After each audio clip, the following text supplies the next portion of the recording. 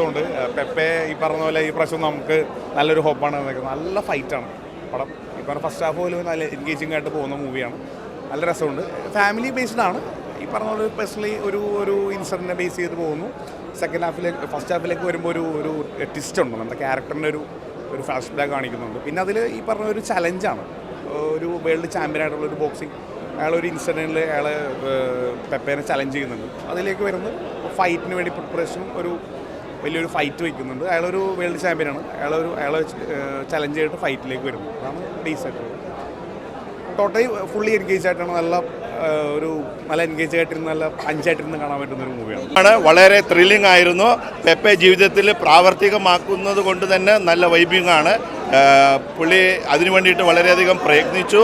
പിള്ളേരെയെല്ലാം ഉൾപ്പെടുത്തിക്കൊണ്ട് വളരെ നമ്മൾ മടിപിടിച്ചിരിക്കാതെ ജീവിതത്തിലേക്ക് സക്സസ്ഫുൾ ആകുവാനായിട്ട് നമ്മൾ മുമ്പോട്ട് വരണം എന്ന് കാണിക്കുന്ന ന്യൂ ജനറേഷന് വേണ്ടിയിട്ടുള്ള നല്ല ഫിലിമാണ്. നല്ല ഫാമിലി ഫിലിം, നല്ല വൈബ്, സൂപ്പർ വൈബ്. അടിപൊളി. വിവേക് മാഞ്ഞൂരാനും അടിപൊളി. നല്ല പടം. ഹായ് ഗായ്സ്, നല്ല പടമായിരുന്നു. എല്ലാവരും വന്ന് കാണുന്നു. It's very nice.